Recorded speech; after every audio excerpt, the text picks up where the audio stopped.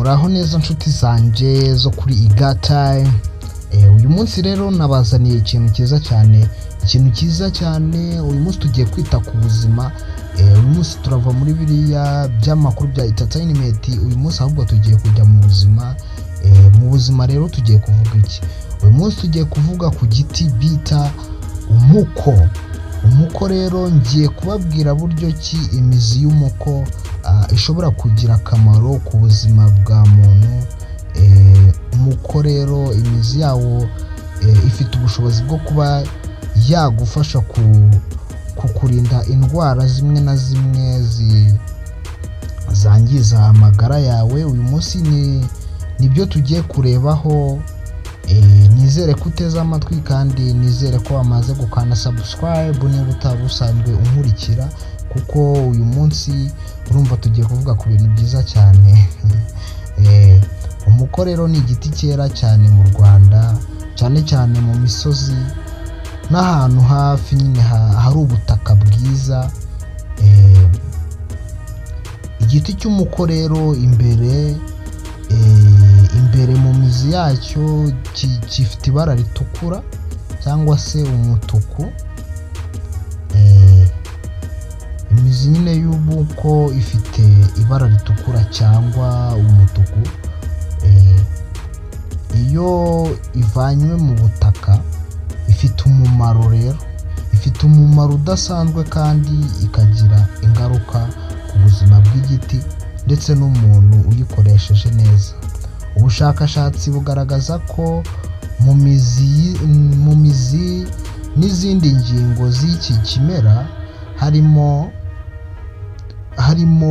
ibinyabutabire bishobora gufasha amagara ya muntu kumera neza. Bituma nyine gifite ubushobozi bwo kuba cyakitwa umuti ushobora kukuvura.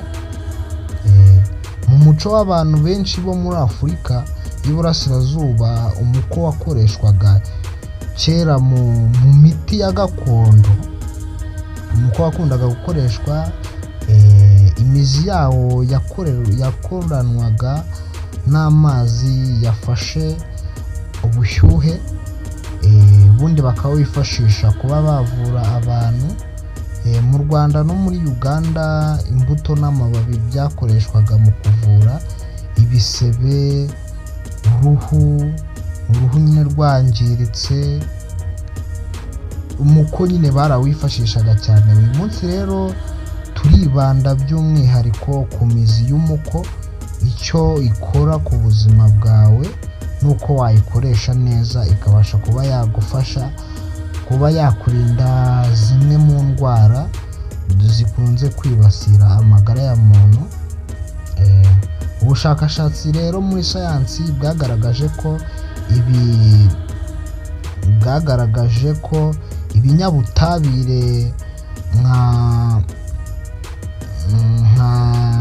ibinyabutabire biboneka mu mizi yawo bigaragaza ubushobozi bwo kurwanya virusi nyinshi mu mubiri w'umuntu.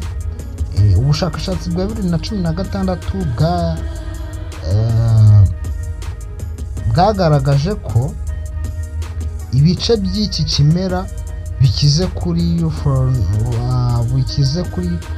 flavonoids, bikize ku ubushakashatsi rero bwagaragaje ko iki kinyabutabire gishobora kugira uruhare mu kugabanya kubyimba, kurwanya imikorobe no gusukura umubiri wawe. Urugero, mu bushakashatsi bwakorewe mu mazi y'imizi, ubushakashatsi nyine bwakozwe ku mazi y'imizi y'umuko, hasanzwe umuko ufite uruhare runini mu kugabanya imyanda mu gifu no mu mara. Ibi byose bituma tubona ko atari umuti gusa, kuko Ibi byose bituma tubona ko atari imiti ya gakondo gusa, ahubwo hari ishingiro ry'uko yavura n'izindi ndwara uramutse ufashwe neza ugashyirwa muri laboratoire ukaba wahindurwamo indi miti. Reka turebe byimbitse akamaro k'imizi y'umuko ku buzima bwawe bwa buri munsi, uko ushobora kuwifashisha mu buzima bwawe bwa buri munsi ukabasha kuba wagufasha. Umuko rero ushobora kugufasha gusukura amaraso mu mubiri. Imizi y'umuko igufasha gusohora imyanda mu maraso no mu mwijima, bityo bikakongerera isuku mu mubiri. Umuko kandi ushobora kukuvura uri kudiyara n'izindi ndwara z'amara. Iyo ufashwe neza ushobora kugufasha neza cyane iyo ubashije gufata ibipimo byagenwe. Mu kanya nabyo ndaza kubibabwira. Umuko kandi ushobora kurwanya mikorobe n'indwara z'uruhu. Byose ibyo nibyo umuko ushobora kuvura. Umuko kandi ushobora kongera ubudahangarwa bw'umubiri, nk'uko ubushakashatsi bukiri mu ntangiriro.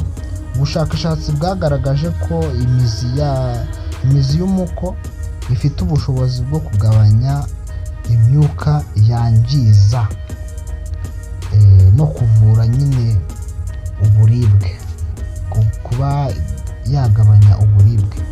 Ibi byose bisobanura ko imizi y'umuko ishobora kuba umuti ukomeye w'ingirakamaro, ariko ukwiye gukoreshwa mu buryo bwiza. Ni byiza kumenya neza ibipimo no gukoresha mu buryo bukwiye uyu muti. Ibipimo by'ibanze by'akarere kandi byabazwe. Ibipimo nyine ubushakashatsi bwaba bwaratanze, bavuga ko iyo ufashe amazi y'umuko unyuze mu gutoranya, nyine uragenda ugafata imiko utoranyije imizi myiza, hanyuma ukayisukura neza, ugakuraho ivumbi n'itaka, ugakuraho nyine imyanda yose, ugashira imizi hamwe, maze ubanze uyisukure neza, ushire mu mazi ashyushye nka litiro 1 cyangwa 2, mu mazi atogose, basi byibuze wayatogosheje iminota 20 cyangwa 30. Ubundi ukanywa igikombe kimwe amagarama 250 rimwe ku munsi cyangwa 2 mu cyumweru. Icyitonderwa rero kuri iyi mizi y'igiti,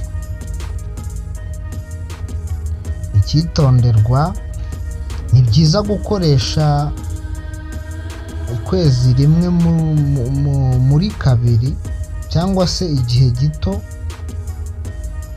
Nyine ni byiza kubanza kureba niba uko umubiri wawe uri bubyakire, kuko hari igihe usanga umubiri wawe utabyakiriye neza ugasanga bikugizeho ingaruka.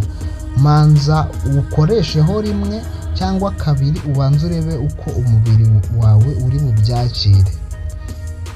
Ibipimo by'ubushakashatsi mu nyandiko ya 2015 basanze imizi n'uruhu rw'umuko byifitemo vitamini nyine nyinshi cyane zishobora kugira ingaruka zikomeye ku buzima nyine bw'umuntu.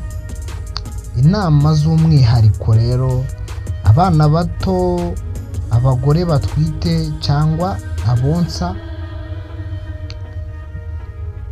mbere yo gukoresha uno muti w'imizi y'umuko bagomba kubanza kubaza muganga cyangwa umuvuzi gakondo w'inzobere kuri ibyo bintu.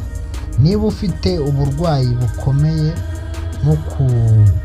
nko ku mutima, impyiko cyangwa uburwayi bwihariye, ntibigomba gusimbura imiti wahawe na muganga.